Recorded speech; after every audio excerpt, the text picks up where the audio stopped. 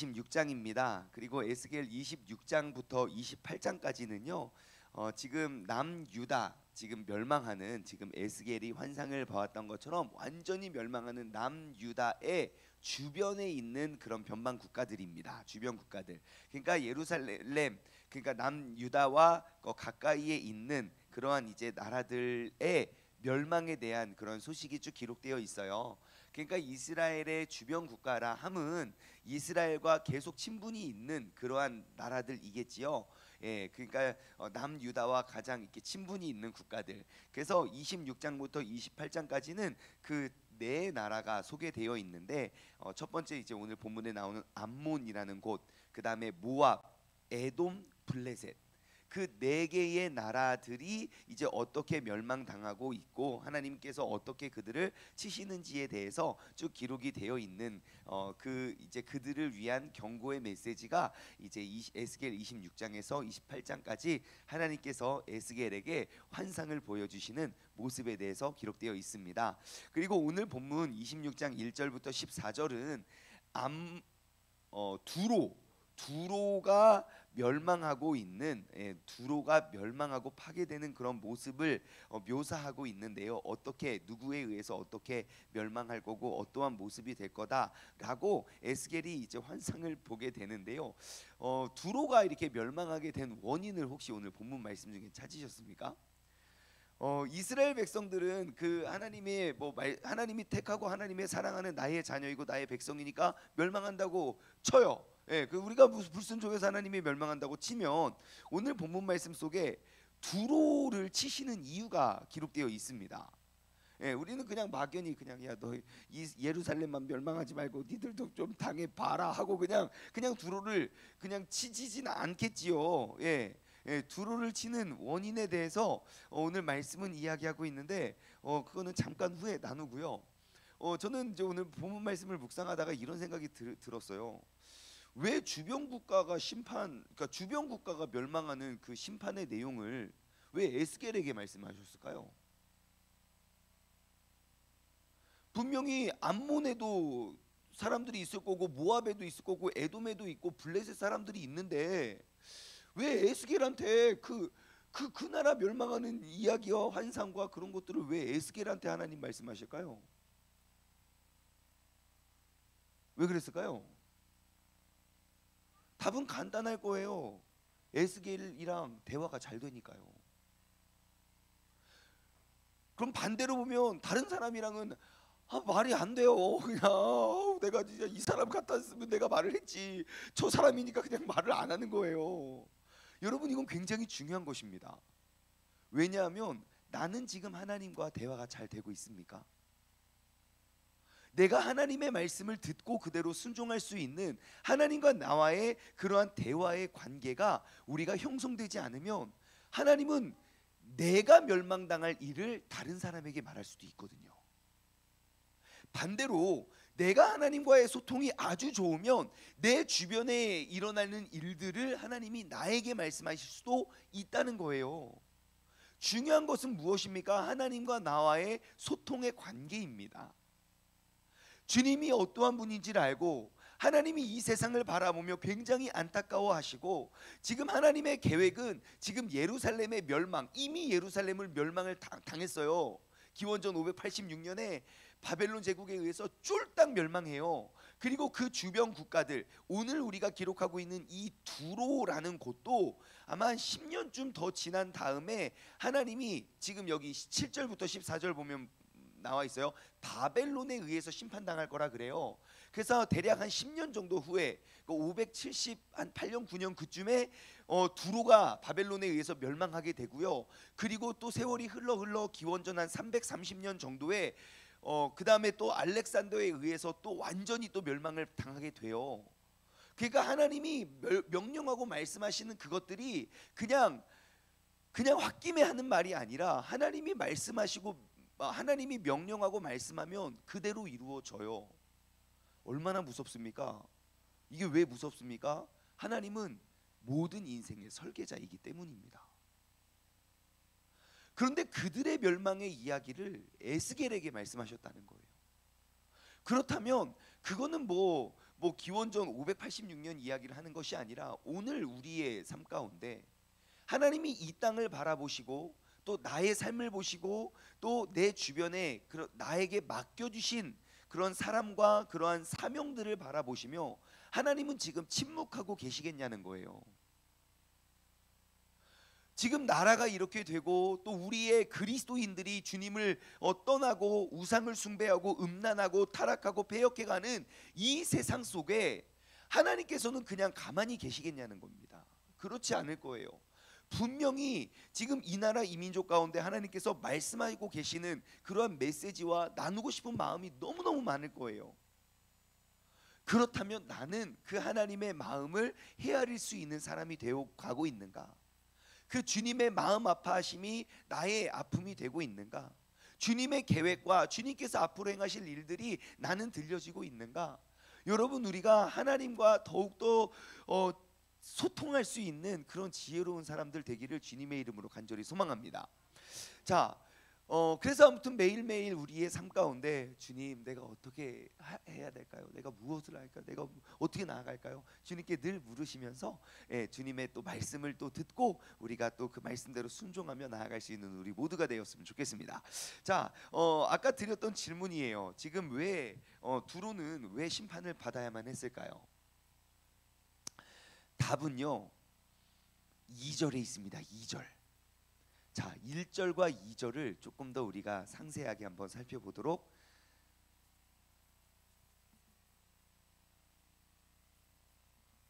재채기가 나올 뻔했지만 들어갔어요. 1절과 2절 말씀을 한번 살펴보겠습니다. 자, 11째 해 어느 날이었어요. 어느 날 초하루에 여호와의 말씀이 또 나에게 임하여서 이르십니다. 인자야. 참, 저 이 인자에 대해서도 할 말이 있는데, 여러분, 인자야, 이 인자가 어디에서 나오죠? 구약 성경에는 뭐 다니엘에서도 나오고 에스겔에서 굉장히 많이 나와요. 신약 성경에 인자 어디서 나오죠?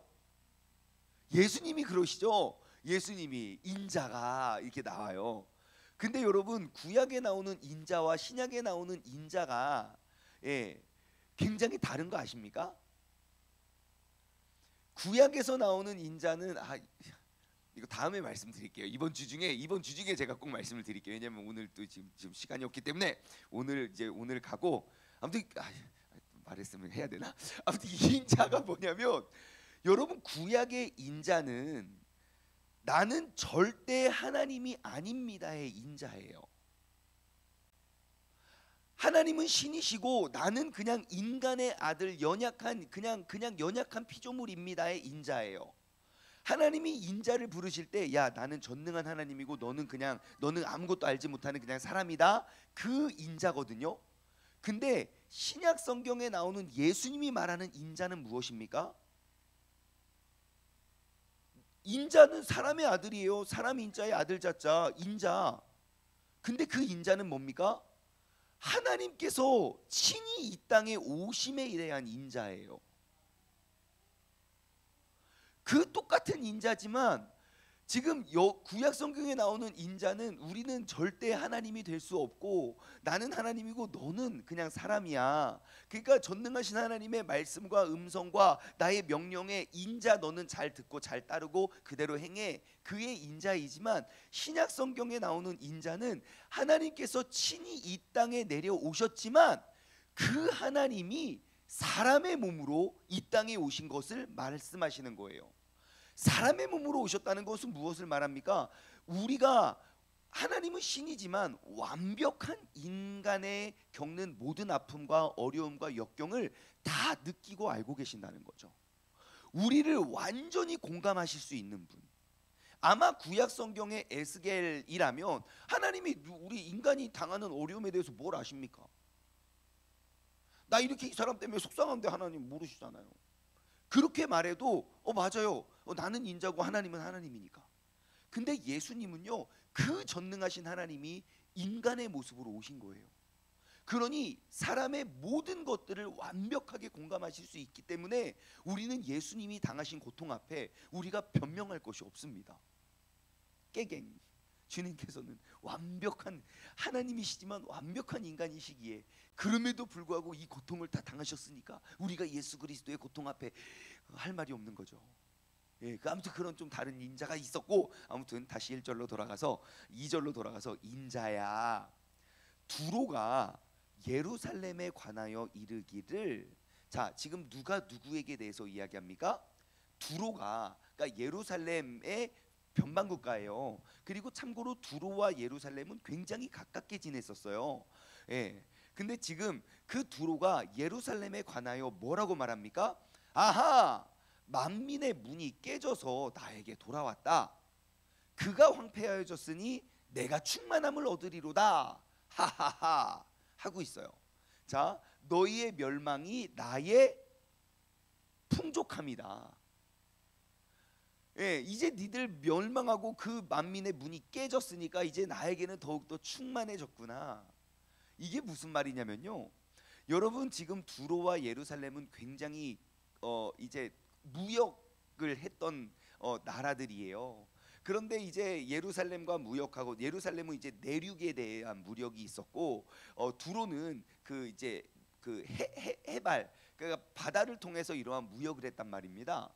근데 가까운 나라인데 옆 회사가 문 닫았어요. 하나님이 치셨어요. 멸망했다고요. 그러면 같이 무역을 했는데 옆 회사가 문 닫았으면 우리 회사는 어떻게 됩니까? 독점을 하게 되겠죠.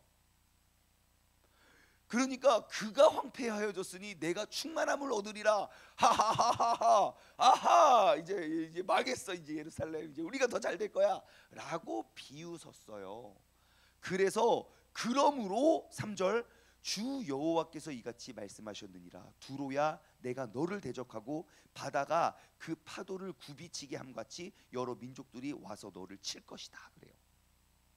여러분, 두로와 예루살렘은요 되게 가까이 지냈던 적이 있었어요. 완전한 그러니까 두로가 예루살렘에 엄청나게 충성을 다했던 때가 있어요. 언제냐면요, 다윗하고 솔로몬 때요. 다윗하고 솔로몬 때 막 되게 잘 지냈어요. 조공을 바치고 우리가 어떻게 해야 돼요? 막 이러고. 왜 그랬을까요? 아시다시피 다윗과 솔로몬 때는 예루살렘이 가장 잘 나가고 가장 부강했거든요. 그때 너무 잘 사니까 딱 붙어 있다가 지금 나라가 멸망했거든요. 그러면 그들을 도와주고 챙겨주고 안타까워해야 되는 거 아닙니까? 야, 너의 아픔은 곧 나의 아픔이야. 어떻게 나라가 이렇게 됐니? 아마 그랬으면 하나님은 두로를 살려주셨을 거예요. 그런데 예루살렘이 잘 나갈 때는 딱 붙어서 어머 막 너무 멋있어요 그러더니 예루살렘이 황폐하고 멸망해지니까 하하하하, 니네 문 닫았으니까 이제 우리가 더 잘 될 거야 라고 비웃었어요. 그러니 하나님께서 그들을 그냥 기뻐만 하고 계실 수는 없다는 것이죠. 여러분, 그들의 비웃음과 이러한 마음이 두로의 심판의 핵심적인 원인이 됩니다. 나의 이익을 위해서 타인의 무너짐을 기뻐하는 것, 타인의 아픔이, 그러니까 내 주변의 아픔이 나의 기쁨이 되는 것, 주님께서 그렇게 기뻐하시지 않는 모습입니다. 여러분, 그럼 그리스도인들의 올바른 자세는 무엇일까요? 우리가 이 두로의 멸망을 통해서 얻을 수 있는 지혜는 무엇입니까? 여러분, 내 주변에 나와 함께 정말 그 영혼 구원의 표대를 향해 나아가는 우리의 동역자들 속에 그들의 넘어짐과 아픔이 나의 아픔과 나의 눈물이 돼야 된다는 거예요. 너희의 아픔과 너희의 쓰러짐이 나의 기쁨과 나의 즐거움이 아니라 너의 넘어짐이 나의 아픔이 되고 정말 안타까워하고, 예루살렘 나중에 또 회복돼요. 그럼 그때 어떡하려고요? 야, 예전에 미안했어. 야, 너 그때 황폐해져가지고 우리가 독점했잖아. 우리 너무 잘 먹고 잘 살았어. 그렇게 말할 겁니까? 아니에요. 설령 같은 나라는 아니지만 정말 그들의 무너짐이 나의 아픔이 되어서 두로가 정말 예루살렘을 챙기고 보살펴줬다면 하나님께서 그들을 책임져 주실 거예요. 근데 성경에 보면 정말 이런 예화들이, 이런 샘플이 있어요. 대표적으로 누가 있냐면요, 나의 원수가 무너짐을 정말 마음 아파 안타까워했던 사람. 그래서 하나님께서 그를 기억하고 죽을 때까지 책임지고 복을 주셨던 사람 누가 있습니까? 다윗이 그래요. 다윗의 일대기를 보십시오. 다윗을 가장 힘들게 하고 가장 괴롭게 했던 사람이 딱 두 명 꼽으라면 누군지 아십니까? 사울이고 또 압살롬이에요. 다윗이 고백했던 내가 막 진짜 죽을 만큼 힘들고 괴로워했던 때를 보면요, 사울 때 그리고 압살롬 때 그래요. 사울 때는 어떠한 때입니까? 그냥 시기 때문에 쫓김을 당해요. 그리고 다윗은 그 원수를 죽일 수 있는 기회들이 있었지만 죽이지 않아요. 그래서 결국 사울이 죽은 다음에 다윗이 뭐라고 합니까? 하나님 진짜 내 마음을 이제야 아셨군요. 나의 기도에 응답해 주시면 감사합니다. 절대 그러지 않아요. 사울의 죽음을 보고하러 온 그 사람, 네가 무슨 낯짝으로 여기 이러한 모습으로 왔냐고. 아마 다윗이 기뻐할 줄 알고 그 소식을 전했을 거예요. 그 사람의 목을 쳐요. 어떻게 하나님이 기름 부음 받은 그 사람을 네 더러운 이방인의 손으로 죽게 만드냐고. 여보라 빨리 가 죽여라 그래요. 그리고 사울의 죽음을 다윗은 진심으로 슬퍼하고 애도했어요. 그리고 다윗을 또 잡아 죽이기 위해서 그 아들 압살롬은요, 반역을 일으키고 야, 이 나라 이제 내가 먹었다라고 생각해서 야, 그럼 이거 어떻게 보여주냐? 아시다시피 여러분, 다윗 왕궁 지붕 옥상에 천막 쳐놓고 다윗의 첩과 잠자리를 가져요. 다윗의 아내를 빼앗는다고요. 모든 백성 다 보라고 텐트 쳐놓고 성전 왕궁 옥상에서. 그런 놈을 야, 다 모아 이런 막 하면서 보복하지 않아요. 도망가요. 또 피하고. 그러다가 압살롬이 공격당했다는 이야기를 듣고 그럼 내 아들 압살롬은 어떻게 됐냐? 왕이시여, 모든 사람들이 그렇게 되기를 나는 간절히 바랍니다. 왜? 가다가 그냥 그 도망가다가 머리 그 나무에 걸려가지고 죽거든요. 그렇게 죽길 원합니다. 그때 다윗이 또 가슴을 찢으면서 애통해요. 여러분, 그게 아버지의 마음인 거예요. 내 자녀들끼리는 둘 다 얘는 얘 믿고 얘는 얘 믿고 그냥 둘 다 이렇게 미워서 싸우거든요. 근데 부모가 봤을 땐 얘도 사랑하는 내 자식이고 얘도 사랑하는 내 자식인 거예요. 야, 너희들끼리 왜 싸우냐? 빨리 화해해라. 하나님은 두로도 하나님의 사랑하는 자녀이고 예루살렘도 하나님의 사랑하는 자녀예요. 요나서를 봐도 마찬가지죠. 니느웨도 하나님의 사랑하는 자녀이고 그리고 북이스라엘도 하나님의 사랑하는 자녀예요. 근데 그 니느웨 백성들 누구도 내 말을 듣지 않으니까 그 요나를 보내서, 그들을 핍박하고 억압했던 요나를 보내서 그들을 구원케 하세요. 진짜 그들을 구원해내니까 요나가 마음이 아파서 으아 하고 반항할 때, 야, 너는 하루도 있다가 지지 않는 그러한 나뭇잎이 말라고 피는 것도 너는 그 나뭇잎도 아끼거늘 하물며 그 안에 있는 나의 사랑하는 수많은 수십만 명의 자녀들을 너는 왜 아끼지 않느냐? 여러분들, 오늘 이 말씀을 통해서 내 주변의 사람들을 다시 한번 돌아보았으면 좋겠습니다. 분명히 내 주변에는 나를 정말 사랑하고 아껴주는 사람들도 있지만 정말 나의 원수 같은 사람들도 있을 거예요. 하지만 우리가 이 하나님의 말씀을 통해 얻을 수 있는 건, 여러분, 원수는 내가 갚는 게 아니에요. 하나님께서 갚아주실 거니 내가 해야 될 건 무엇입니까? 그들을 끝까지 사랑하고 섬겨주는 그러한 마음을 우리가 배워가길 소망합니다.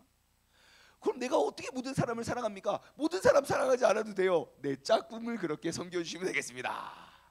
예, 짝꿍이라도 한 사람이라도. 제가 진짜 지난 주일날 얼마나 행복했는지 아십니까? 진짜 제가 진짜 여러분들 진짜 너무 감사해요. 너무 감사해요. 왜냐하면 이게 막 그 짝꿍을 저만 외치고 있는 줄 알았는데요. 한 사람 한 사람 진짜 서로들 다 그 짝꿍을 섬기고 챙기는 그런 모습들이 진짜 너무 감동적이었어. 어떤 분은요, 진짜 우리 교회 개척 멤버예요.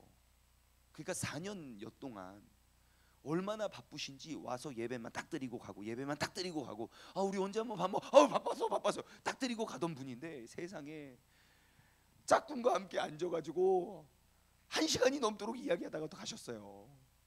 야, 진짜 이 짝꿍이 아니었으면 누가 그를 이렇게 교회에 붙잡아 놓고 이렇게 1시간이 넘도록 이야기를 할 수 있었을까? 그 짝꿍에게 너무너무 감사하더라고요, 제가. 근데 그 짝꿍의 입장에서는 잘 몰라요. 이 사람이 뭐 어떤 사람인지도 모르고 그냥 목사님이 시키니까 그냥 뭐 빨리 와보세요, 빨리 연락. 뭐 연락 와서 너무 기뻐요. 뭐 처음엔 연락도 안 와가지고 연락이 안 옵니다. 문자를 보내는데 답장이 없습니다. 전화를 했는데 전화도 안 받습니다. 연락이 왔습니다. 너무 기뻐요. 막 그래가지고 또 만나가지고 얼마나 기쁜지 몰라요. 여러분, 우리가 누군가를 섬기고 누군가를 챙길 때 항상 여러분 아버지의 마음을 가지고 우리가 그를 섬겼으면 좋겠어요. 설령 그가 나를 해하려 할지라도 하나님은 그것을 다 기억하고 계시고 하나님께서 내가 주님께 올려드리는 나의 삶을 통하여 그것을 갚아주십니다. 예루살렘의 멸망을, 그의 황폐함을 나의 충만함이고 나의 기쁨으로 여겼던 두로를 치실 때에 여러분 하나님이 어떻게 치십니까? 3절부터 쭉 14절까지 다 보면요, 두로가 이렇게 멸망할 거야 라고 쭉 기록이 되어 있는데 대충 야 니네 비웃었지, 니네 이제 멸망할 거야, 뭐 어떻게든 멸망할 거야, 이게 아니에요. 정말 그들이 멸망하는 모습을 생생하게 생중계하는 것처럼 굉장히 구체적으로 세세하게 나와 있어요. 7절부터 쭉 보시면 막 다 나와 있어요. 왕중에 어떻게 됐고 바벨론이 와가지고 기병과 군대와 백성의 큰 무리를 거닐고 와서 너희를 칠 건데 너희는 그들의 딸들을 다 칼로 죽일 거고 사다리를 세울 거고 토성을 쌓을 거고 방패를 갖출 거고 또 공성퇴는 적의 성벽이나 성문을 부수고자 고안된 공격용 무기예요. 있잖아요, 이렇게 성벽 쾅쾅 치는 거, 막 이렇게 그 공성태로 너 성칠 거고 도끼와 망대로 찍을 거고 막 그러면서 그들의 멸망의 모습을 막 생중계하는 것처럼 상세하게 기록하고 있어요. 그리고 정말 놀랍게도 하나님께서 말씀하신 그대로 다 이루어져요. 예루살렘의 멸망의 모습도 그렇고요. 여러분, 우리가 꼭 기억해야 될 거, 이 모든 인생의 설계자는 하나님이라는 것. 내 인생의 내 내일의 모습도, 내 삶에 정말 우리의 가정에 50년 후, 100년 후, 200년 후의 모습도 하나님의 말씀을 잘 기울이고 있으면요, 하나님은 다 말씀해 주신다는 거예요. 여러분, 우리의 인생의 설계자께 오늘 하루도 우리가 내어 맡기고 주님의 계획하심과 인도하심 속에 우리가 정말 주님의 마음으로 내 짝꿍을 섬기며 나아갈 수 있는 오늘 복된 하루 되기를 주님의 이름으로 축원합니다. 함께 기도하겠습니다.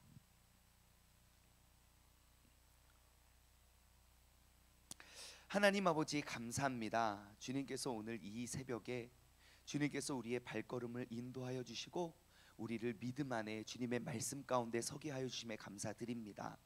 아버지 하나님, 오늘도 우리가 다시 한번 나의 마음으로 나의 미움으로 하나님께 구하는 것이 아니라 오늘도 다시 한번 아버지 하나님의 마음을 내가 품고 내가 주님의 마음으로 살아갈 수 있는 복된 주님의 자녀 되게 하여 주시옵소서. 하나님 아버지, 나의 삶에 내 인생의 설계자 되시는 하나님께 나의 모든 주권을 내어 맡기고 주님께서 말씀하시는 대로 정말 변방 국가들의 운명까지도 나누셨던 하나님과 에스겔과의 관계가 바로 오늘 나와 하나님과의 관계가 될 수 있도록 주님께서 인도하여 주옵소서. 감사드리오며 이 모든 말씀 살아계신 예수 그리스도의 이름으로 기도드리옵나이다. 아멘.